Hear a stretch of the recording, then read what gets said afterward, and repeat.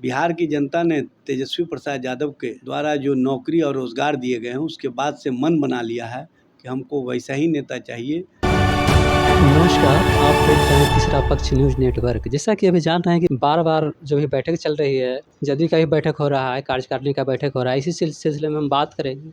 और जिस तरह से नीतीश कुमार जी दिल्ली गए हैं, उस पर भी हम चर्चा करेंगे।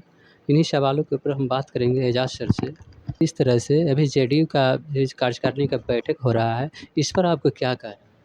देखिए, जनता दल यू का ये आंतरिक मामला है और पार्टी इंटरनल अपना बैठक कर रही है। लेकिन एक बात, जो अश्विनी चौबे का बयान आया है वो कहीं ना कहीं बड़े संकेत दे रहे हैं। उन्होंने कहा कि 2025 का चुनाव भाजपा नीत एनडीए की सरकार हो। तो सबसे पहले तो अश्विनी चौबे जी ये मान लीजिए कि बिहार में अब 2025 के लिए आप लोगों के पास वैकेंसी बिहार की जनता देने नहीं जा रही है। बिहार की जनता ने तेजस्वी प्रसाद यादव के द्वारा जो नौकरी और रोज़गार दिए गए हैं उसके बाद से मन बना लिया है कि हमको वैसा ही नेता चाहिए जो काम करने वाला हो, जो नौकरी और रोज़गार देने वाला हो।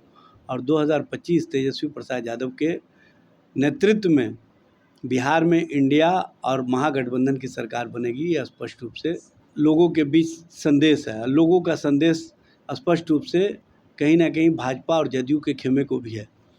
लेकिन इन लोगों की जो बेचैनी है, इन लोगों का जो बौखलाहट है, ये स्पष्ट रूप से बता रहा है कि विचारों का टकराव हो चुका है, स्वार्थ का टकराव हो चुका है। और जहाँ स्वार्थ और विचार का टकराव होता है वहाँ पर कुछ न कुछ बड़े संकेत मिलने शुरू हो जाते हैं। अब इस मामले में जनता दल यू के नेता अभी तक से खामोश क्यों हैं? क्यों नहीं स्पष्ट कर रहे हैं कि क्या 2025 का चुनाव भारतीय जनता पार्टी के नेतृत्व में वो लड़ने जा रहे हैं या वो स्वयं अपने नेतृत्व में लड़ेंगे? फैसला तो उनको लेना है ना। लेकिन संकेत अच्छे नहीं हैं। आने वाले समय बिहार और बिहार की राजनीति का जो परिवर्तन का कारक है और जो परिवर्तन का आधार है वो तेजस्वी प्रसाद यादव के नेतृत्व में दिखेगा।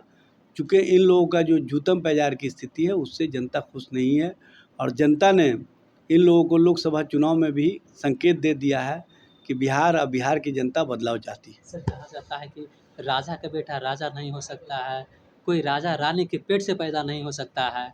और आप कह रहे हैं कि इधर आरजेडी का चेहरा तेजस्वी यादव होंगे, कहीं न कहीं ये किसी और संकेत करता है। अच्छा ये बताइए, लोकतंत्र ने है, लोकतंत्र में जनता ने वोट दिया तभी ने सबसे बड़ी पार्टी राष्ट्रीय जनता दल हुई। तेजस्वी प्रसाद यादव तभी ने नेता प्रतिपक्ष हुए।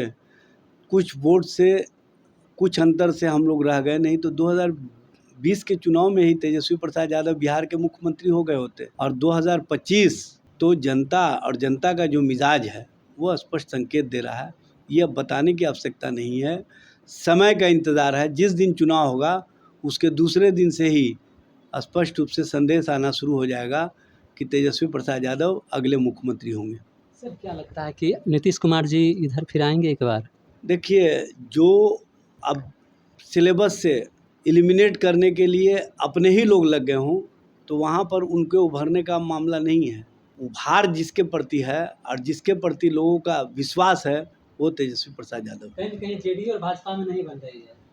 ये तो वो लोग बताएंगे, लेकिन जो बयान है और जो जूतम पैजार की स्थिति है वो स्पष्ट संकेत है कि आगे बड़ा कुछ होने वाला है।